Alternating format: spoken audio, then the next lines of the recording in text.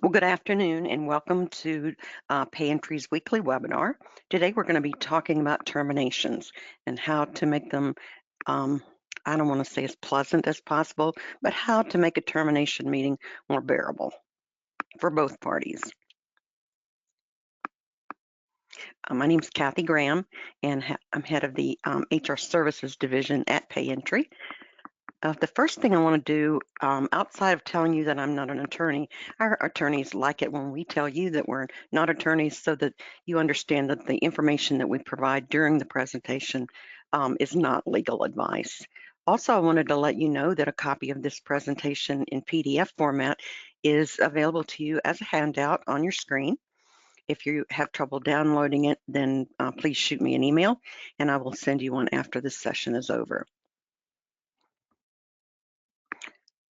These webinars usually last about 30 minutes. We like to keep them short because we know you don't have a lot of time to sit in front of a screen and listen to somebody talk about a subject. Even though it's something you want to hear about, you don't have the time. So we try to present you with the facts and things in as concise a manner as possible. So today we're going to be talking about, as I mentioned, best practices for a termination meeting. And we titled this, It's Time for Them to Go. So it does happen that you have to terminate someone for one reason or another. And we know that termination of employment always comes with a risk. Even though we are in an at-will environment for the most part, that's not an absolute right to fire. There are some situations where you have to go above and beyond because the burden of proof is still on the employer. We're not allowed to terminate based on a protected class. And those include things like age, gender, pregnancy, disability, and race. And you can't terminate because you're to retaliate against someone. Just say someone's filed a workers' comp case or someone has reported you to the Department of Labor for a wage and hour violation.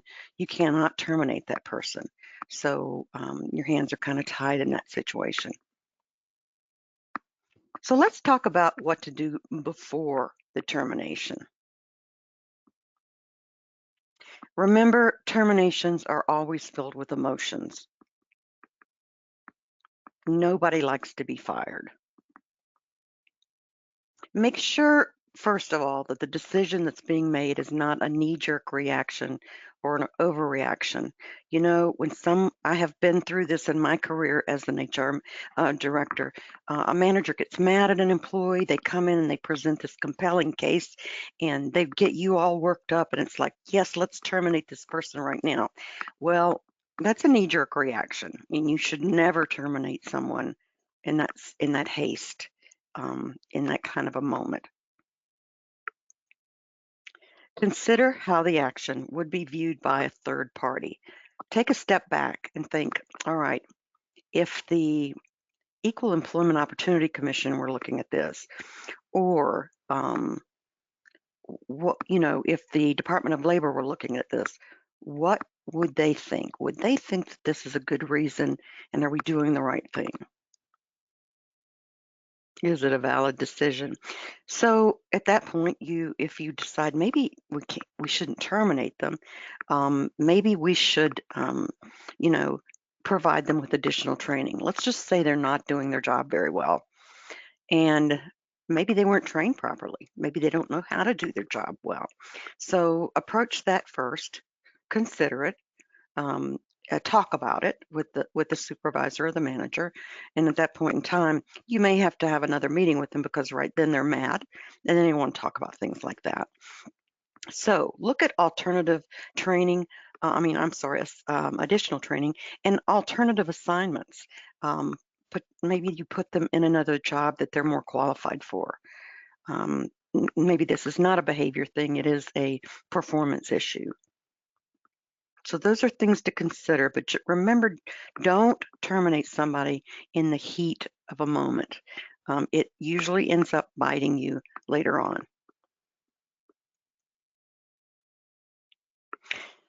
Still before the termination, ask yourself, oh, we have already done this piece here, but we're going to hit on some other things. Were they fully notified or trained in the policy or the deficiency? Did they know that they were breaking a rule?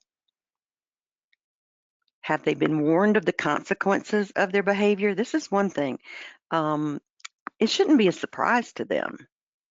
Have they go back and look at the documentation.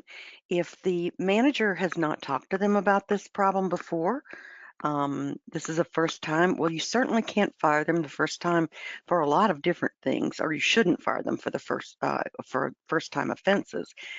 Go back in their file and look to see if they have been written up before. If not, then termination is not the way to go at this point, unless the behavior is so egregious that any court would rule that you should have terminated this person. If a policy was violated, what proof do you have? Who saw them violate the policy? Did more than one person see them? Was it because they left the premises, went home from work early? Did they clock out? So make sure if a policy was violated that you have proof that they first of all knew that it was a policy and that they did violate it. And last, have others in the past at your company been terminated for the same type of deficiency or behavior? If somebody did the same thing last week and you didn't terminate them, then you certainly can't terminate this person because they did it. Consistency has to be the name of the game here.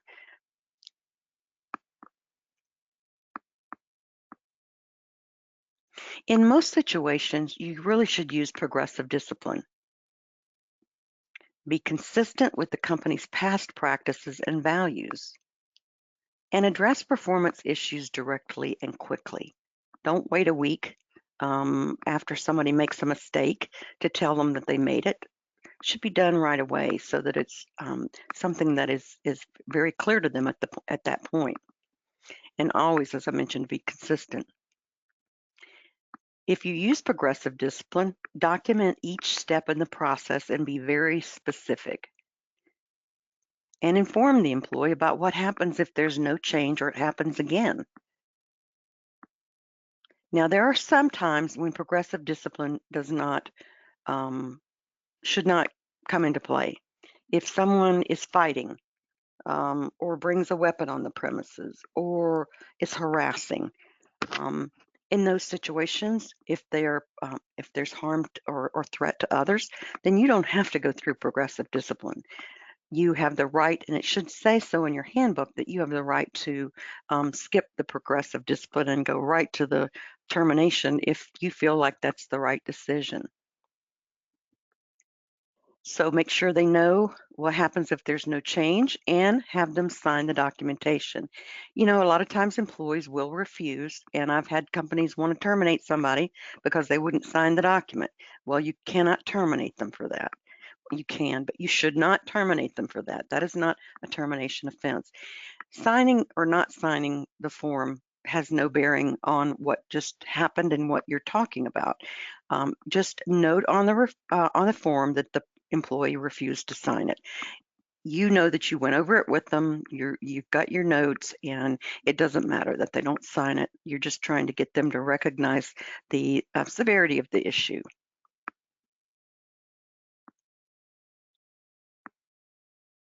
Before the termination, termination based on performance should never, ever be a surprise to an employee. If it is, you have not done your job. The manager hasn't done their job. No one should be surprised when they're terminated. Even if somebody violates a policy, they know they did it. They know they broke the rules, and the hammer's going to come down. But based on performance, you should never have a person that comes in and said, I had no idea that my performance was lacking. This is where the progressive discipline comes into play. And if you go through that process, the person won't be surprised because they weren't able to improve their performance. So if you remember anything from this presentation, remember that you never, a person who is being terminated based on performance should never be surprised.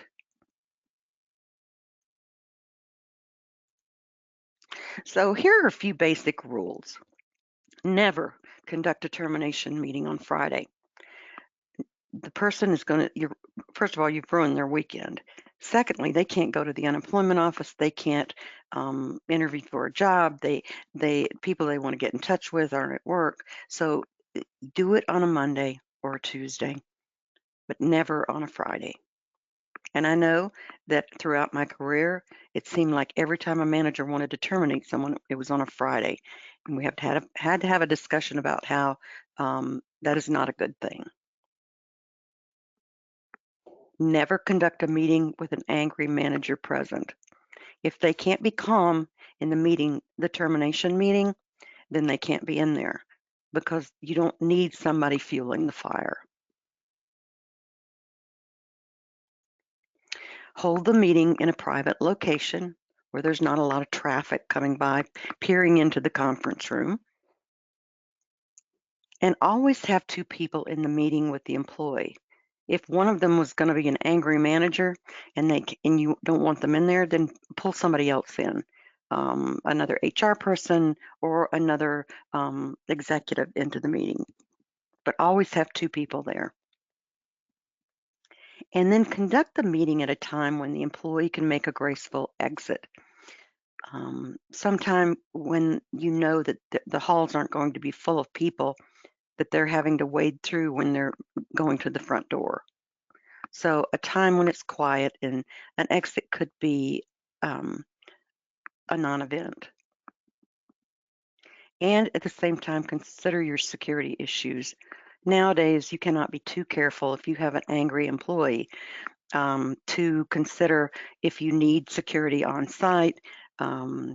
For the exit of that employee or after for a couple of days. It depends on the situation. I was talking to someone several weeks ago about an employee that they were going to have to terminate, and they knew that he was going to have an angry outburst, and they weren't sure what he would do when they terminated him. So they hired some security to make sure that they had someone in the building that could assist if there was something that happened. And this is one of the scariest things I think about human resources right now is back in my day, in the old days, you never had to consider security. But now if you fire somebody, you don't want to be on the news that night as a workplace violence incident. And it happens all the time. People are just much more volatile and hair trigger nowadays. So consider that. So let's talk about conducting the actual meeting. Before the meeting, determine who's going to talk in the meeting and who's going to listen. One person is really just there to listen. Develop a script beforehand and a checklist so that you make sure you cover all the issues. You don't want to have to follow up and go over something else at a later date. And it does help you stay on track. This is going to improve the experience for all those at the meeting. It will run much more smoothly if you have just basically an outline of what you're going to cover.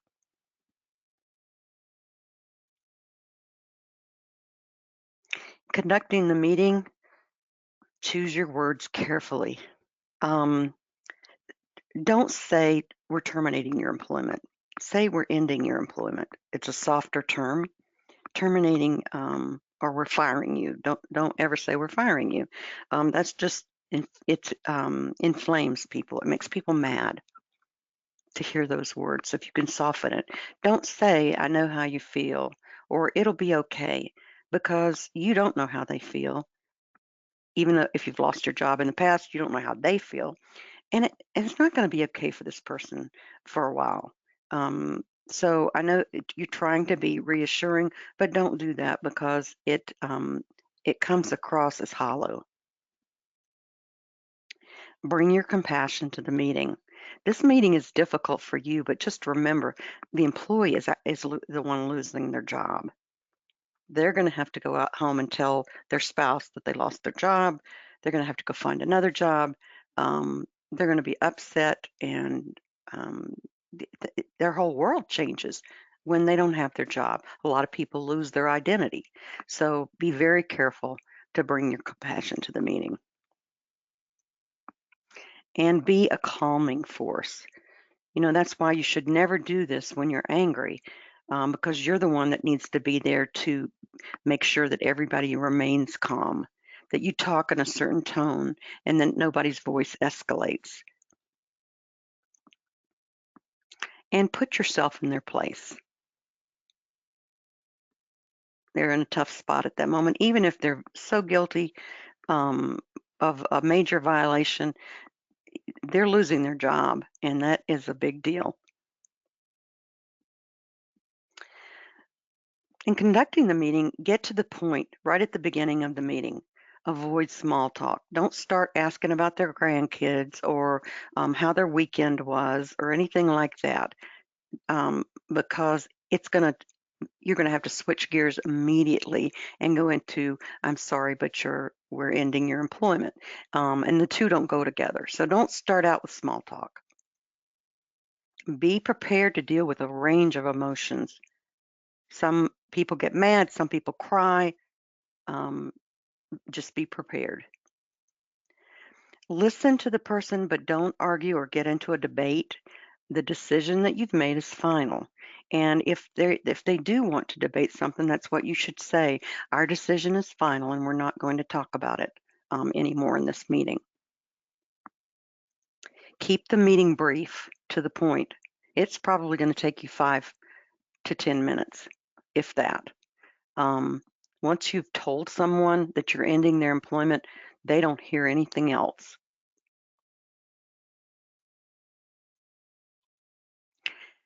Be ready at that time when you've delivered this verbally with a written summary of the things that an employee will want to know at this point in time, like how to file for unemployment benefits, how they can continue their benefits through COBRA, and are they being paid out their vacation?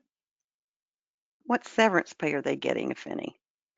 Put this in writing, because whatever like I said, the minute you tell them their employment is over, then they're not going to hear anything else you say. They're not going to remember it. They may hear it, but they won't remember it. So put it in paper and hand it to them. And then make sure you use a checklist for retrieving company property that they have on them at the time.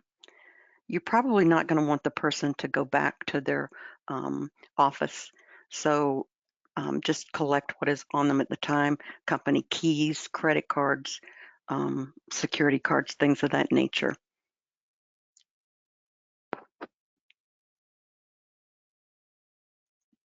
Let them know when they're going to get their final paycheck.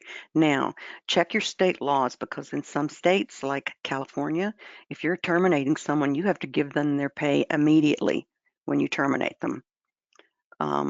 Some states don't have that rule, but a lot of the states have rules that shorten the time frame and even make it the law that you have to give them their final paycheck in that meeting. So check your laws. If you can't find anything, or you want us to help you find that, just give us a call or email and we will find that for you. And tell them how you're going to handle references. If you're not going to give them a reference, tell them that. Or tell them that you will verify their dates of employment, and that's it. So just tell them your company policy may be different than another company. So just tell them how you're going to handle the references, and tell them who they should direct reference checks to. Is it the HR person or the manager? And advise them of who to call with questions. That really, you should put some contact information on the written wrap up that you give them, so that they have it and don't have to look for it later. And then make arrangements for them to retrieve their personal items at a later date.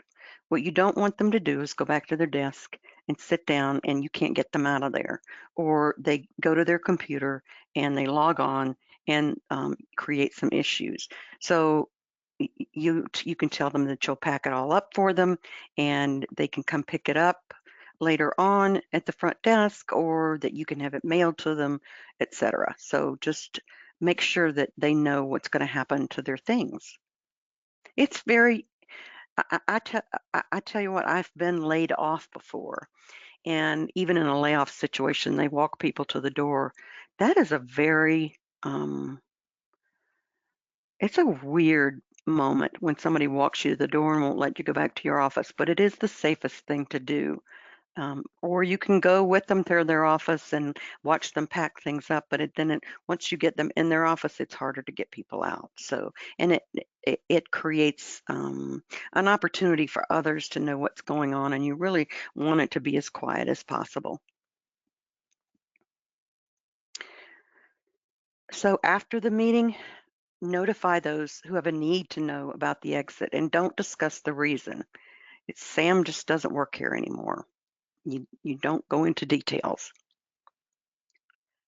Check your computer security issues with IT. Make sure that IT is on top of it and that they change passwords, they lock the person out of the systems so that they can't get in remotely. Address your building security. If you don't have, if they didn't turn in their card access, maybe you need to change a code or something. So however you handle your building security, you need to make sure that you address any access that the person could have after they've left. Reroute their emails and their voicemails and advise your receptionist of the change. You may, if you have certain information about the person available on your website, need to update that. If there's contact information or a directory of people, then you'd need to take care of that at this time. And then complete the necessary payroll and employee benefit forms that need to be handled.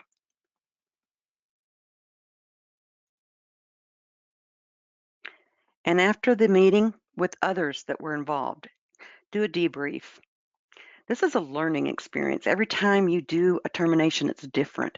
And once you sit down with the people who are involved, try to decide what you would have done differently. And you learn from this experience each time you do it. File your documentation and notes, and make sure you do put notes in the file about the entire process. Okay, I'm going to open it up to questions now. If you have any, you can type them into the questions box. Let's just wait a minute to see if we have any today.